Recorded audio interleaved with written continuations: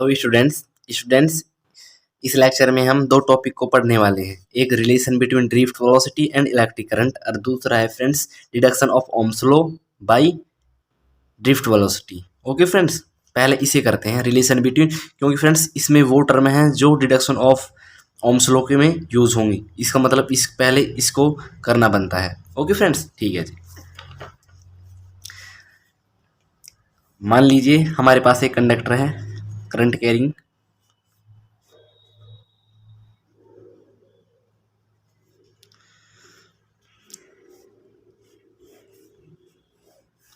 Battery से connect है एक,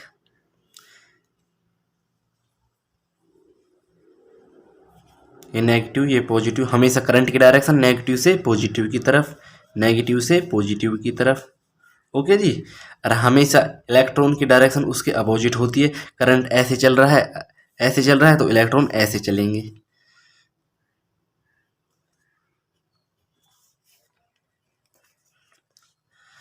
एल इज लेंथ है इसकी, और एरिया इसका क्या है, एरिया हमने ए मान लिया, यही बात हमने लिखी है। बताइए जी, देखो जी, consider a current carrying conductor whose length is L, जिसकी लंबाई एल है, और एरिया क्रॉस सेक्शन एरिया कितना है, A. Cross section area simple area कोई बोलते हैं फ्रेंड जितना उसमें कवर किया है। एरिया कितना है, ए है। ओके जी। वॉल्यूम ऑफ कंडक्टर क्या होगा,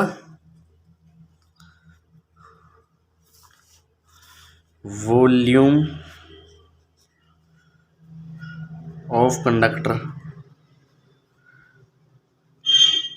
कंडक्टर बताइए जी। यहाँ देख एक बार कुछ पढ़ते हैं। वॉल्यूम क्या होता है, L into B into H, यानी कि फ्रेंड्स एल तो लेंथ है, ब्रेथ भी लेंथ होती है और हाइट भी लेंथ ही होती है ना।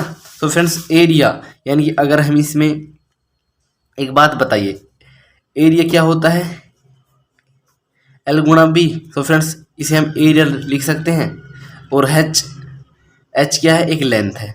ये बताइए, अब हम इसको ये लिख सकते हैं क्या, बिल्कुल लिख सकते हैं जी, क्योंकि वॉल्यूम की बात हो रही थी। वॉल्यूम में तीनों होती हैं। पहले हम इसे देखते हैं, इसने हमको एरिया प्राप्त किया और सिर्फ एच बचा, उसने हमको एल बना दिया।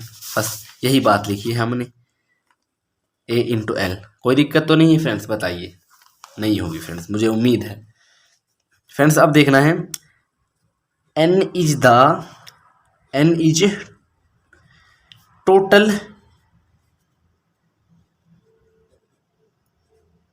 Electron density and charge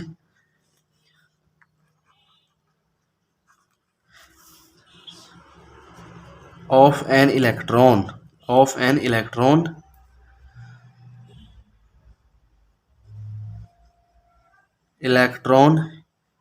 is, ये है friends.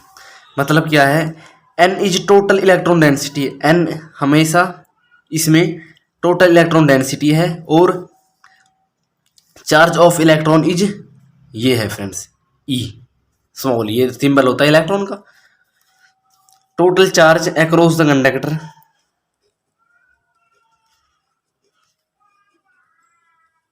Total charge across the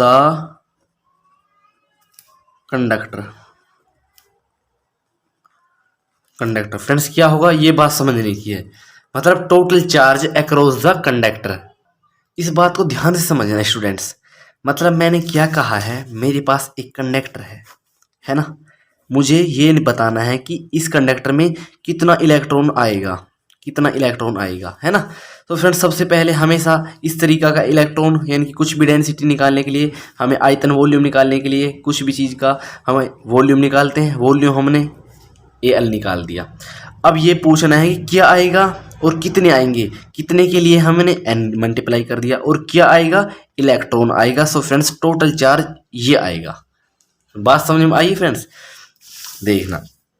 मतलब electron total charge across the conductor के साथ में कितना चार्ज आएगा, कुल चार्ज निकालने के लिए सबसे पहले उसका वॉल्यूम क्या था, AL था, और कितने इलेक्ट्रॉन आएंगे वो हमने n माना था, और क्या आएगा, इलेक्ट्रॉन आएगा फ्रेंड्स। बताइए जी, कोई दिक्कत यहाँ तक नहीं है ना। इस तरीके से फ्रेंड्स, ठीक है। ओके जी, मुझे उम्मीद है फ्रेंड्स यहाँ तक कोई दिक्कत नहीं होगी। फ्रेंड्स देखना है the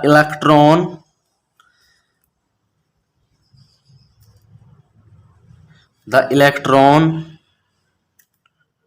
moving with drift velocity मतलब जो इलेक्ट्रॉन है फ्रेंड्स वो मूव कर रहे हैं ड्रिफ्ट वेलोसिटी के साथ। जाहिर सी बात है फ्रेंड्स, ड्रिफ्ट वेलोसिटी के साथ तो मूव करेंगे ही ना, एक कंडक्टर के इलेक्ट्रॉन है जी, बात समझ में आई ना। और उसे हम डिनोट करते हैं ड्रिफ्ट वेलोसिटी यानी कि वीडी से, ठीक है जी। अब बताना है कि total time taken, total friends आपको एग्जाम में भी इसी तरीके से करना है friends. Total time taken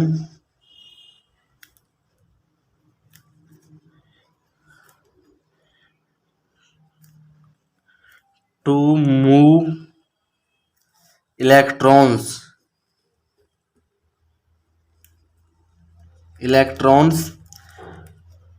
from negative terminal to positive terminal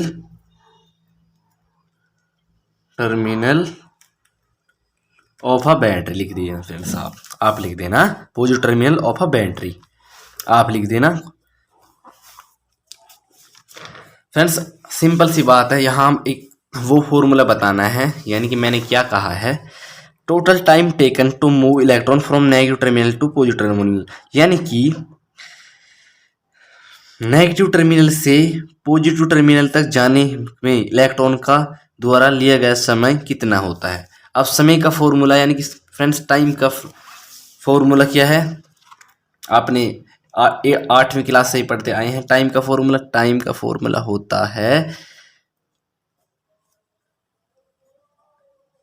यानी कि टाइम का formula friends distance upon speed. बताइए जी, कोई दिक्कत। अब डिस्टेंस हमारा यहाँ पर एल था, सॉरी गाइस आपको दिखा नहीं। टाइम का फॉर्मूला डिस्टेंस अपॉन स्पीड। अब हमारे पास यहाँ पर डिस्टेंस एल था और अपॉन स्पीड यहाँ पर वेलोसिटी मानी थी, क्योंकि वो इलेक्ट्रॉन मूव हो रहे हैं जो वेलोसिटी के अकॉर्डिंग ही मूव हो रहे हैं फ्रेंड्स। बात आपको समझ में आई फ्रेंड्स, ठीक है ना।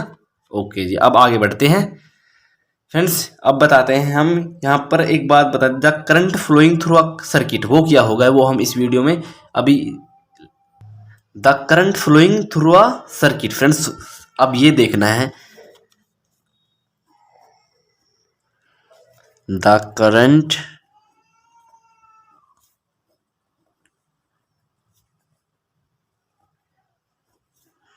फ्लोइंग थ्रू द सर्किट, मतलब फ्रेंड्स क्या है, कितना करंट फ्लो हो रहा है सर्किट के द्वारा, है ना। ये इसमें कितना करंट फ्लो हो रहा है वो निकालना है सिर्फ। अब करंट का फॉर्मूला बता दीजिए मुझे जरा, हमने बचपन से पढ़ते आए हैं, I equal to Q by T ये होता है फ्रेंड्स। अब एक बात बताइए, हमारे पास हम टाइम टी यानी कि टाइम की वैल्यू तो हमारे पास है, ये रही, लेकिन क्यू की भी है। बताइए आपको क्यू कहाँ पर है, यानी कि क्यू एक चार्ज है।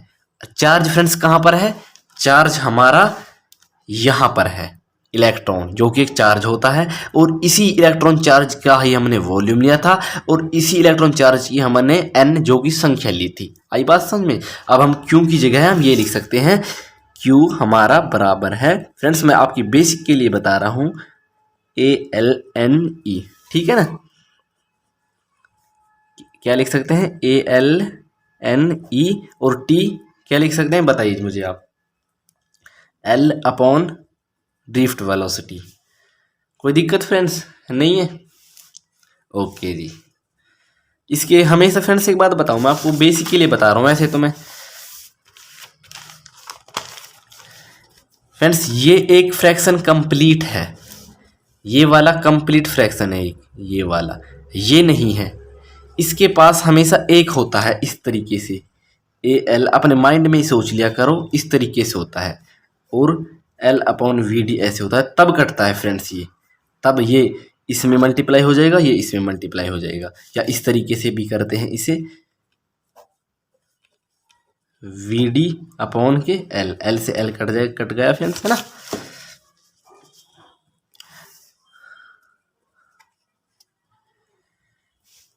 यही कर देंगे, I is equal to A L N E upon में 1 V D upon K L, L से एल कट गया फ्रेंड्स।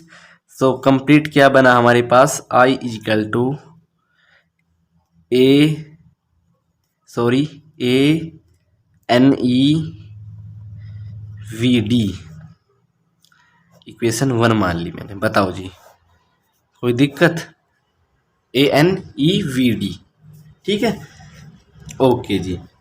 फ्रेंड्स अब एक बात बताइए मुझे, हमने मोबिलिटी करी थी, मोबिलिटी को डिनोट करते हैं म्यू से, क्या था उसका, क्या रिलेशन निकल कर आया था, बताइए मुझे। ड्रिफ्ट वेलोसिटी का रेशो होता है मैग्नीट्यूड का रेशो, और 2 कहाँ से कहाँ तक होता है, इलेक्ट्रिक फील्ड तक होता है। बताइए कोई दिक्कत नहीं है।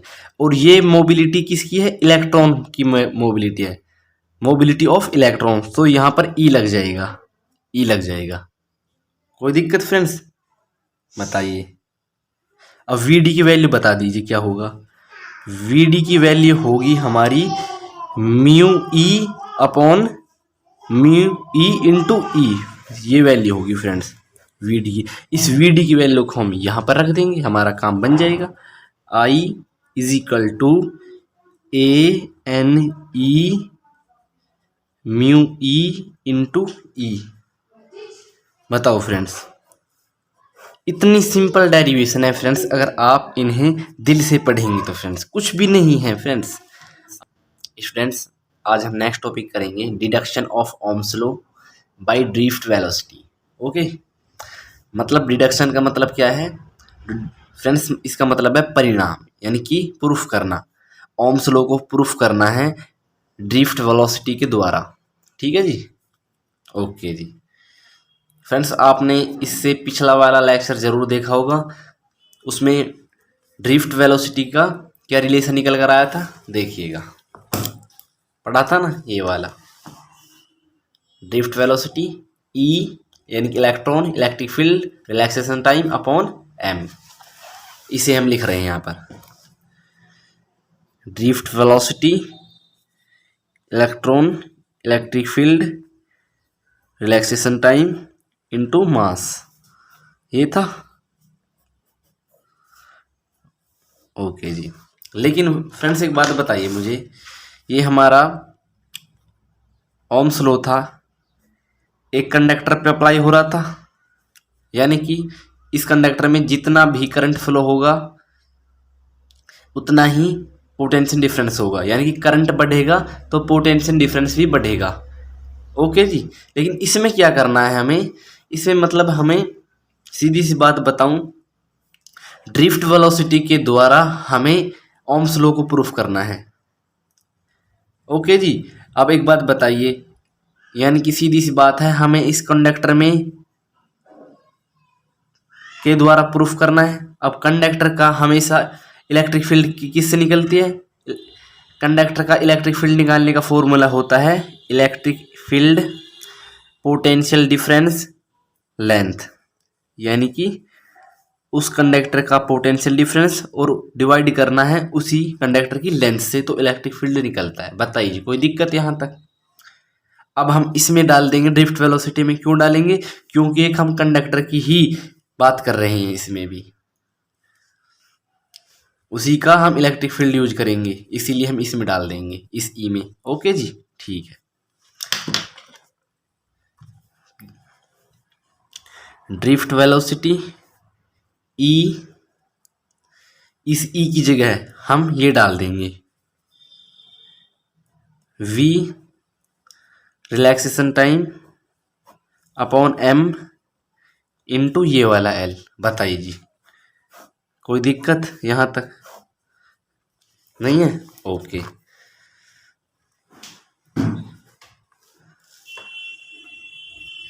फ्रेंड्स, मैं आपको एक बात बता रहा हूँ अभी, इस बात को याद रखो। फ्रॉम रिलेशन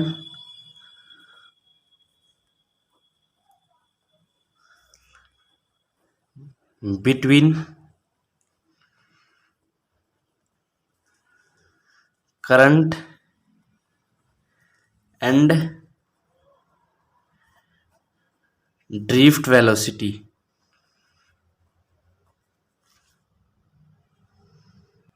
उसका रिलेशन क्या होता है? हमने जो ड्रिफ्ट वेलोसिटी और करंट के बीच में रिलेशन बताया था, इससे अगला वाला टॉपिक इसी वीडियो में देखो। इससे अगला वाला आपको याद है ना, क्या था? I is equal to N E A V D. Okay जी, ठीक है। एन ई ए, अब इस ड्रिफ्ट वेलोसिटी की जगह ये वाली वैल्यू धर देंगे, E V relaxation time upon के एम एल। यहाँ पर भी ई, यहाँ पर भी ई। सो फ्रेंड्स, ये हो जाएगा N E square A V relaxation time upon K, friends ये हमारा जो एम एल है ये यहीं पर लिख दिया। बताओ कोई दिक्कत? अब एम एल को हम उस तरफ ले जाएंगे, आई को इस तरफ ले आएंगे, ठीक है ना? M L N E square A V tau upon I. बताओ जी, कोई दिक्कत यहाँ तक नहीं है? ओके जी, अब हम यहां से क्या करेंगे देखना। एम एल यहीं पर है, एम एल यहीं पर है, ओके। सिर्फ हम यहाँ पर वी को रहने देंगे और सबको अपॉन में लेकर आ जाएंगे। एन ई स्क्वायर को अपॉन में ले आएंगे, ए को और रिलैक्सेशन टाइम को, यहाँ पर वी रहा और सिर्फ आई रहा। बताओ जी, कोई दिक्कत यहाँ तक? हमारा I is equal to, I directly proportional potential difference, और इसे ऐसे करेंगे आई वी इजकल टू, यहाँ पर आर कांस्टेंट आर आई, यानी कि वी अपॉन आई हमेशा कांस्टेंट होता है। फ्रेंड्स एक बात देखिएगा अब यहाँ पर, कि कभी भी v अपॉन आई आ जाए और उसके बराबर जो भी रहेगा वो हमारा कांस्टेंट रहेगा। यानी कि ये हमारा r है, ये हमारा r है, यानी कि v अपॉन आई के सामने जो भी आएगा, v अपॉन आई बराबर जो भी रहेगा वो कांस्टेंट रहेगा। यानी कि ये r हो गया v अपॉन आई। बताओ जी, यहाँ तक कोई दिक्कत नहीं है ना? ओके जी,